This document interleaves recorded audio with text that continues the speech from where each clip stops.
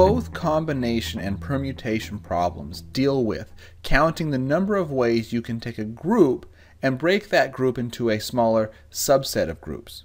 The difference between a combination and permutation is whether or not the order you place your items, whether or not that order matters. For example, if you go to McDonald's and you say, I would like to have a Big Mac and then some French fries and then a Coke. And then you say, well, actually cancel that order. Instead, I would like to change my order to a Coke and then a Big Mac and some French fries. They're going to think you're nuts. And that's because whether or not you place the Big Mac order first or the Big Mac order in the middle, it doesn't change what you get. So if you consider BFC and CBF the exact same solution, then we're talking about a combination.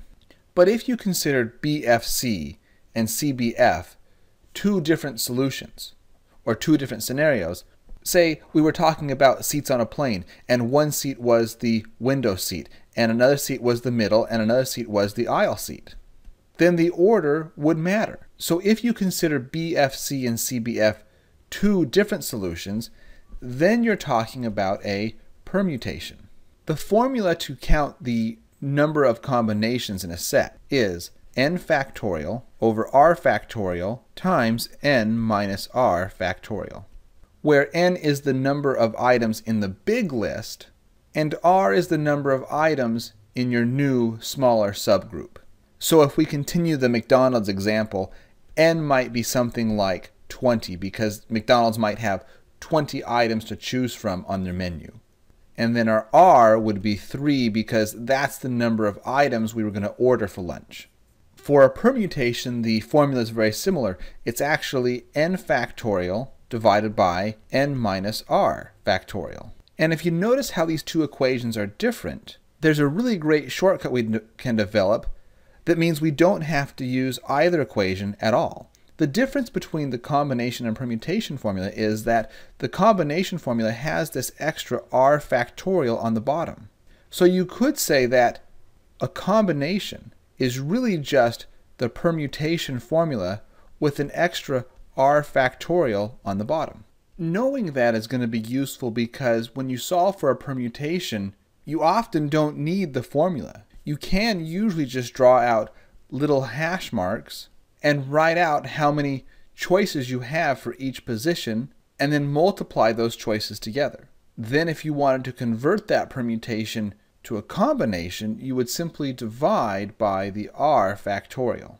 Okay, so that might seem a bit complicated, but once you see it in action, it actually is quite easy. In this first problem, we have a child who wants to choose 3 toys out of a group of 8. We could use the formulas, or we could simply draw these little hash marks to signify each time he makes a choice. The first time he chooses a toy, he has 8 to choose from. The next time he only has 7 to choose from.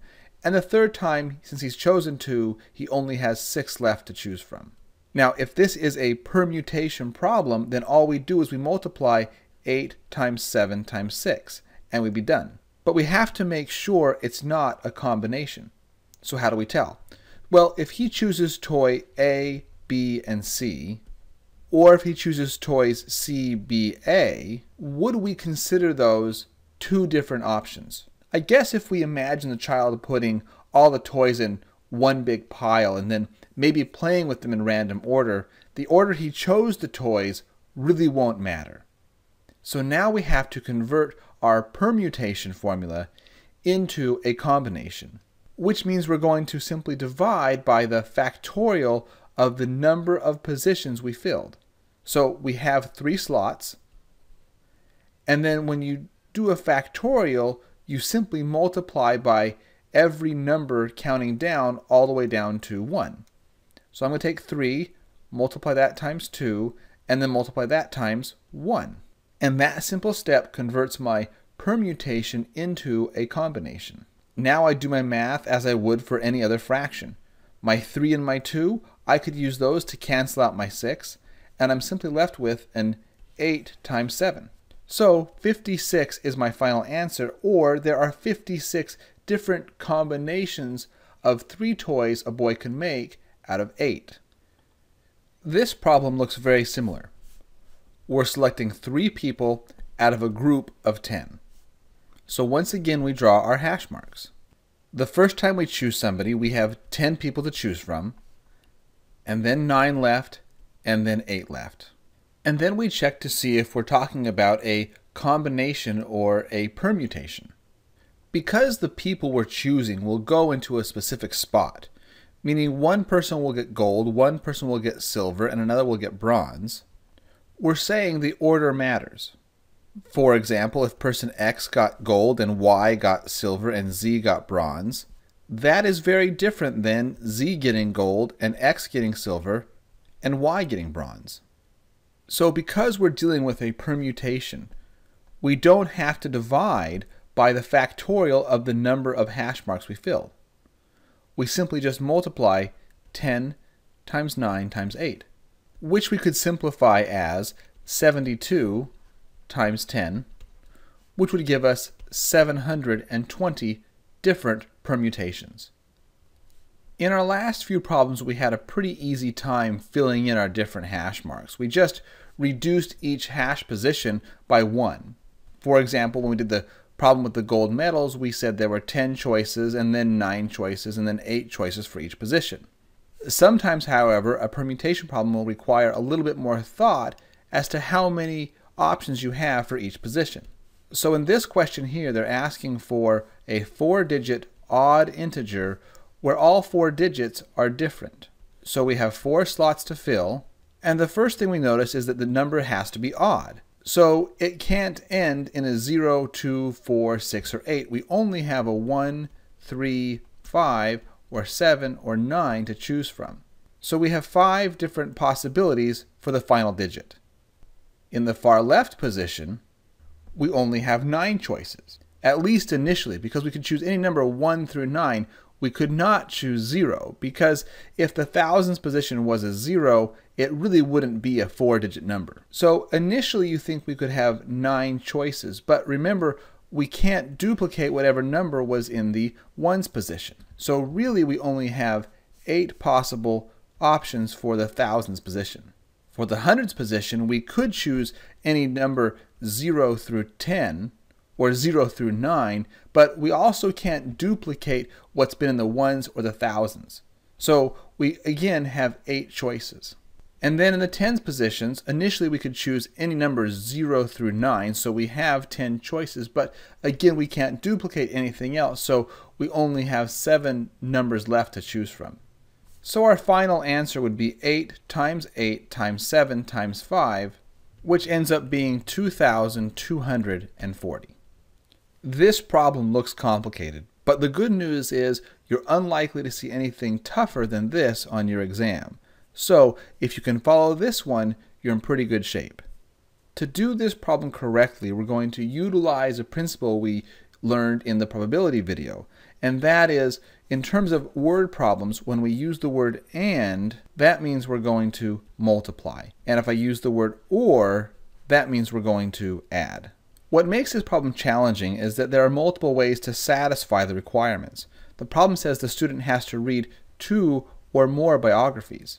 So the student could read 2 biographies and 2 novels, or a student could read 3 biographies and 1 novel, or a student could read 4 biographies. And remember what I said before. When we use the word and, we're going to multiply. When we use the word or, we're going to add. So first let's figure out how many ways she can choose 2 biographies. So we draw 2 hash marks and we're choosing from a set of 4. So her first choice she has 4 to choose from. On her second she has 3 to choose from. And because the order we choose the biographies doesn't matter, we're going to convert that to a combination. So we divide by 2 and then 1. And we're left with 6, or 6 ways that she can choose 2 biographies from a set of 4. Next, we do the same thing for the 2 novels.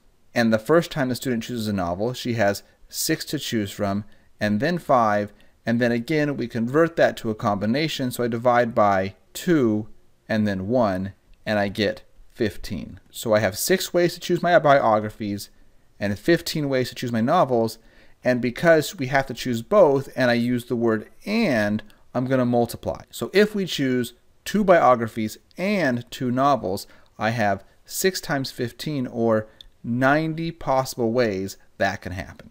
Now let's do the same thing for the 3 biographies and 1 novel. First, my 3 biographies, I have 3 choices to make. I have 4 choices, then 3 choices, then 2 choices.